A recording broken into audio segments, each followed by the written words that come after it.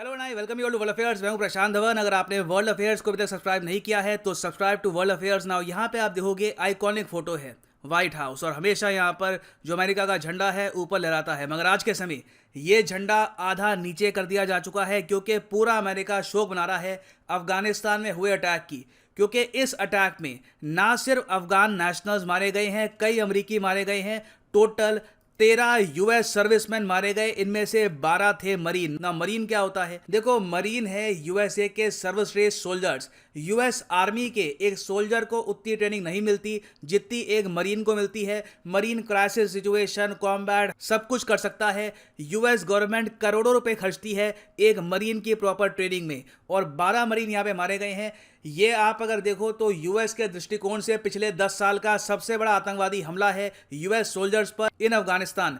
Donald Trump की आलोचना बिल्कुल काफी हो सकती है, अजीब स्टेटमेंट देते थे, काफी हद तक इराटिक भी थे, मगर उनकी प्रेसिडेंसी में यूएस सोल्जर्स की मौत इस स्केल पर कभी भी नहीं हुई। और वैसे मैं आपको यह बता दूं कि अभी जो ये काबुल एयरपोर्ट का टेररिस्ट अटैक है, इसमें मृतकों का आंकड़ा बढ़ सकता है। हो सकता है कि यहाँ पर और लोग भी इवेंचुअली मारे जाएं, क्योंकि 200 लोग यहाँ पर इंजर्ड हैं और पूरी दुनिया इस अटैक की निंदा कर रही है। भारत की तरफ से भी यहाँ पर कंडेमनेशन आई है। इंडिया ने बहुत ही कड़े शब्दों में कहा है कि हम कंडेम करते हैं काबुल एयरपोर्ट टेररिस्ट अटैक। ना दुनिया भर के जब रिएक्शन आ गए, तब उसके बाद जो बाइडन बाहर निकले, इन्होंने एक लाइव प्रेस कॉन्फ्रेंस करी। अजीब बात मैंने एक पर्सनली नोटिस ये करी उस टाइम कि जब इनकी लाइव स्ट्रीमिंग हो रही थी तो बहुत ही बड़े स्केल पर अमेरिकन्स ने डिसलाइक किया इनकी लाइव स्ट्रीम को। और मेंटली भी जो बाइडन बहुत ज़्यादा टूटे हुए दिख रहे थे। इनकी जो बॉडी लैंग्वेज है उससे पता लग रहा था कि इंटरनली इनको समझ में आ चुका है कि इनसे हो गया है एक बहुत बड़ा ब्लंडर, और जो यूएस सोल्जर्स मारे गए हैं उनकी जान बच सकती थी अगर ये प्रॉपर तरीके से तालिबान से बातचीत करते। और इसलिए इस लाइव स्ट्रीमिंग के दौरान जो बाइडन की ये जो इमेज है ये काफ़ी फेमस हो गई है, जहां पे बिल्कुल एक टूटे हुए थके हुए जो बाइडन यहाँ पर दिख रहे हैं, जिनको कुछ हद तक अब एहसास हो रहा है कि इनके हाथों क्या हो गया है। ना जो बाइडन का जो पॉलिटिकल करियर है इस वक्त मैं आपको ये बता दूं बहुत ज़्यादा खतरे में आ चुका है, क्योंकि जो रिपब्लिकन पार्टी है, जो बाइडन आपको पता होगा यूएसए में डेमोक्रेट पार्टी को बिलोंग करते हैं, तो इनके विरोध में जो दूसरी पॉलिटिकल पार्टी है रिपब्लिकन पार्टी, ये कह रही है कि इम्पीचमेंट प्रोसेस है हम यूएस पार्लियामेंट में स्टार्ट कर देंगे। जैसे आपको याद होगा डोनाल्ड ट्रंप का भी इम्पीचमेंट हुआ था 2 बार यूएस पार्लियामेंट में, वैसे ही यहाँ पर रिपब्लिकन्स कह रहे हैं कि बाइडन को भी हम इम्पीच करेंगे इस गलती के लिए। मगर मैं वैसे आपको ये बता दूं कि रिपब्लिकन्स के पास इतने वोट हैं नहीं पार्लियामेंट में कि ये प्रॉपरली कर पाए, मगर ये लोग कह रहे हैं कि अपनी तरफ से कोशिश करेंगे। और बहुत से लोग आज के समय यूएसए में जो बाइडन से मांग रहे हैं रेजिग्नेशन।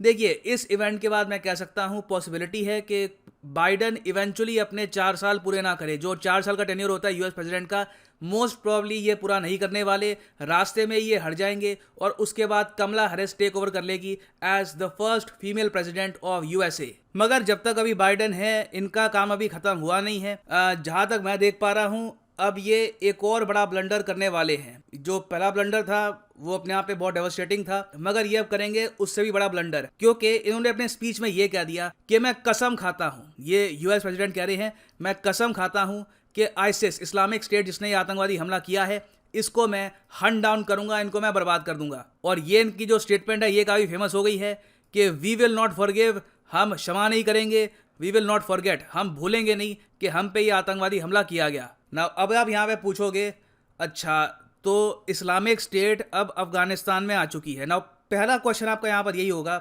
सर एक बात बताओ, 2015 से लेकर 2017-18 तक लगातार सुना आईसिस के बारे में कि ये तो जी सीरिया इराक के आसपास है, अब अचानक से अफगानिस्तान में कहाँ से आ गई आईसिस? देखो, ये एक विचारधारा है कि एक इस्लामिक स्टेट कायम करनी है पूरे रीजन में। तो आईसिस की बहुत सारी ब्रांचेज आपको मिलेगी पूरी दुनिया में। मगरेब में इनकी एक ब्रांच है जिसको ये कहते हैं Islamic State, M for Maghreb. फिर एक और इनका डिवीजन बन गया है सेंट्रल एशिया और साउथ एशिया के लिए, जिसको ये कहते हैं खुरासान। तो इस्लामिक स्टेट खुरासान है आईसिस के, और इस ग्रुप का टारगेट ये है कि धीरे धीरे अफगानिस्तान से शुरुआत करो, यहाँ पे लोगों को रेडिकलाइज करो, आतंकवादियों के नंबर बढ़ाओ, और धीरे धीरे इनका प्लान है कि एक दिन ये पूरा हिस्सा, सेंट्रल एशिया का बहुत सारा हिस्सा, ये जो यहाँ पर इंडिया, श्रीलंका, पता नहीं बांग्लादेश को छोड़ दिया। जिसने भी ये मैप बनाया बैठकर, पता नहीं या तो 1971 का वॉर का सरेंडर वो भी नहीं भूल पाए, बट एनीवे बांग्लादेश को यहाँ पे छोड़ दिया और नॉर्थ ईस्ट को छोड़ दिया। बट एनीवे ये यहाँ पर प्लान है इस्लामिक स्टेट खुरासान का। और यूएस के जाने के बाद इनको लग रहा है कि ये आराम से अफगानिस्तान में बहुत सारे आतंकवादी रिक्रूट कर सकते हैं।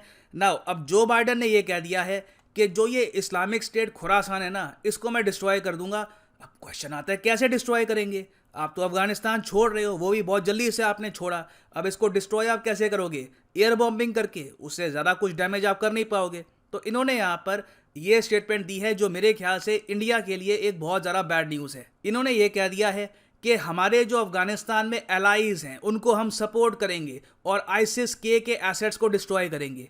अब अफगानिस्तान में इनके कौन से एलाइज हैं आज के समय? सारे देश तो बाहर निकल रहे हैं इनके साथ। फ्रांस बाहर निकल रहा है, यूके बाहर निकल रहा है, सारे यूरोपीय देश थोड़े बहुत जो उनके सोल्जर्स थे सब लोग बाहर निकल रहे हैं यहाँ पर। तो बाइडन क्या करेंगे इवेंचुअली कि ये तालिबान को और ज़्यादा फंडिंग और ज़्यादा वेपन देना स्टार्ट कर देंगे, इस उम्मीद से कि जो तालिबान की सरकार बन चुकी है अफगानिस्तान में, ये इस्लामिक स्टेट को कंट्रोल में करके रखेगी। तो यहाँ पर जो बाइडन कर रहे हैं गुड टेररिज्म बैड टेररिज्म।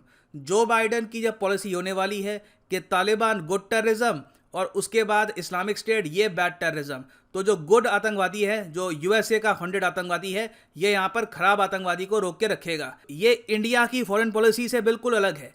ये जो टॉपिक है इसलिए मैं काफ़ी डिस्कस कर रहा हूँ क्योंकि यूपीएससी पर्सपेक्टिव से भी ये बहुत इंपॉर्टेंट है, क्योंकि एक तो इंडिया की नेबरिंग कंट्री है, उसके अलावा भारत को एक सिक्योरिटी थ्रेट भी फेस करना पड़ेगा बिकॉज ऑफ जो बाइडन। क्योंकि बाइडन अपने माइंड में ये मान के चल रहे हैं कि इस आतंकवादी हमले में तालिबान का कोई रोल नहीं है, तालिबान के लोग भी यहाँ पर मारे गए हैं। तो यूएस अब तालिबान के साथ कोऑपरेट करेगा और इस्लामिक स्टेट की बॉम्बिंग करेगा। और आप ये अज्यूम मत कर लेना कि बाइडन की जो ये फिलॉसफी है जिसकी तरफ यहाँ पर ये बढ़ रहे हैं, इसको देखकर यूएसए के जो बाकी लॉ मेकर्स हैं, बाकी जो मेंबर ऑफ पार्लियामेंट है, वो चिंतित नहीं है। रिपब्लिकन पार्टी ने बाइडन से बार बार पूछा है कि क्या आप इंश्योर कर सकते हो कि कल को तालिबान के पास न्यूक्लियर वेपन्स ना आ जाए पाकिस्तान से? ये बात बार बार पूछी है यहाँ पर यूएस लॉ मेकर्स ने, क्योंकि बाइडन की सबसे बड़ी प्रॉब्लम यहाँ पर यह है कि ये रेडिकलिज्म का जो ओवरऑल कॉन्सेप्ट है समझ नहीं पा रहे।